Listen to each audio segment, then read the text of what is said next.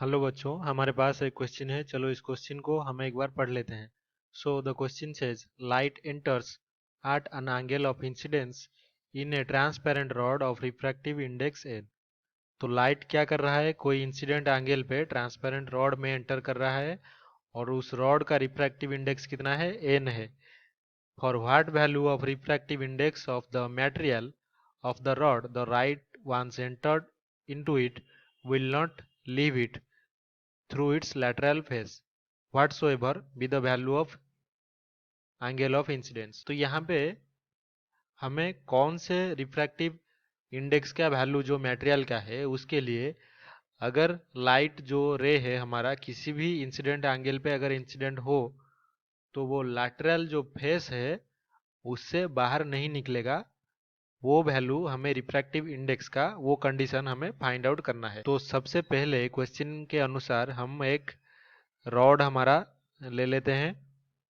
तो ये हमारा रॉड है और इस रॉड का जो रिफ्रैक्टिव इंडेक्स है वो कितना है, एन है। तो इस एन का हमें फाइंड आउट करना है कंडीशन क्या होगा।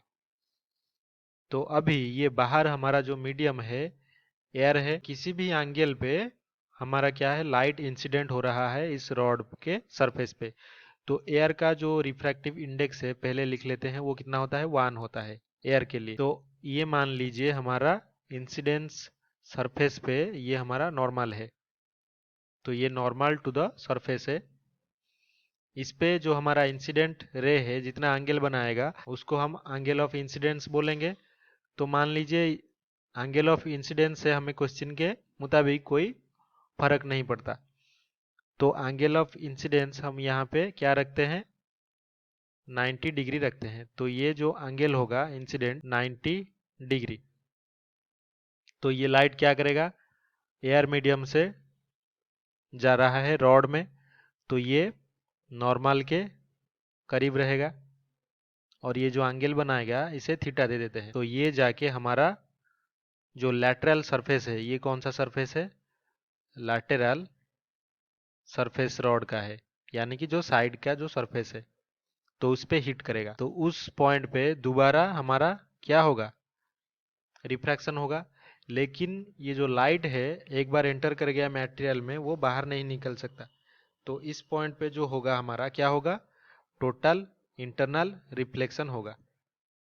तो हमारा लैटरल सरफेस पे हम लिख सकते हैं कि at lateral surface total internal reflection happens, internal reflection happens. तो किसी भी एंगल पे चाहे वो इंसिडेंट हो, टोटल इंटरनल रिफ्लेक्शन हैपन होता है लैटरल सरफेस पे। तो यहाँ पे लाइट इंसिडेंट होने के बाद लाइट रे वो रिफ्रैक्टेड हो जाएगा। तो एयर मीडियम में मान लीजिए ये हमारा आर एंगल के साथ रिफ्रैक्ट हो रहा है। तो क्योंकि यहाँ पे टोटल इंटरनल रिफ्लेक्शन है, तो ये जो लाइट है ये सबसे इसका मैक्सिमम कंडीशन में क्या रहेगा, बिल्कुल पैरेलल इस सरफेस के रहेगा। यानी कि जो रिफ्रैक्शन एंगल होगा वो कितना होगा, 90 डिग्री होगा। तो आर जो होगा वो कितना, 90 डिग्री। और जो इंसिडेंट एंगल होगा ये, और ये हमारा कितना है, थीटा। तो यहाँ पे हम ये लिख सकते हैं कि जो हमारा आई है इंसिडेंट एंगल वो ग्रेटर देन थीटा है, क्योंकि जो 90 डिग्री है वो equals to i plus theta है। और यहाँ पे हम ये लिख सकते हैं कि जो आई होगा वो इक्वल्स टू कितना होगा, 90 डिग्री माइनस थीटा। तो यहाँ से हम ये लिखेंगे कि 90 degree minus theta is greater than theta, या फिर 90 degree is greater than two theta. तो अभी हम क्या करते हैं, ये जो हमारा फास्ट इंसिडेंट हुआ लाइट हमारा रे एयर से रॉड में, तो ये इसको पहला हमारा इंसिडेंट दे देते हैं। तो इस केस में क्या हुआ, तो पहले हमारे केस में जो स्नेल्स लॉ अगर हम अप्लाई करें, पहले ये पहला हमारा रिफ्रैक्टिव सरफेस है। तो स्नेल्स लॉ के अनुसार हमारा ये हो जाएगा एयर का रिफ्रैक्टिव इंडेक्स 1, क्योंकि एयर मीडियम से एंटर कर रहा है लाइट। रिफ्रैक्टिव जो इंसिडेंट एंगल है वो कितना है, 90 डिग्री। तो ये इक्वल्स टू हो जाएगा कितना, हमारा जो रिफ्रैक्टिव इंडेक्स है मीडियम का, एन इंटू साइन थीटा।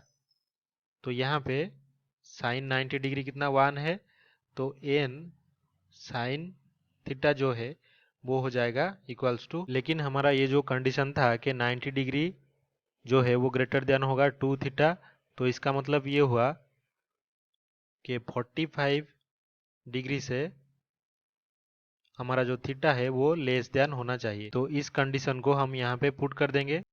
तो हमने जो कंडीशन पाया है वो क्या है, 45 डिग्री से हमारा थीटा लेस है, तो साइन 45 डिग्री से हमारा साइन थीटा लेस होगा। तो साइन 45 डिग्री कितना होता है, 1/रूट, तो इससे साइन थीटा लेस होगा। लेकिन इस इक्वेशन से हम ये लिख सकते हैं कि जो साइन थीटा है वो इक्वल्स टू 1/n है, तो 1/√2 जो है वो ग्रेटर देन कितना होगा, 1/, तो ये कब कब पॉसिबल है, जब हमारा n ग्रेटर देन √2 होगा, तभी ये पॉसिबल है कंडीशन। तो यहाँ पे जो ऑप्शन ए है वो n ग्रेटर देन √2 है, तो ये इसका सही उत्तर होगा। तो आई होप कि आपको ये समझ में आया होगा। Thank you.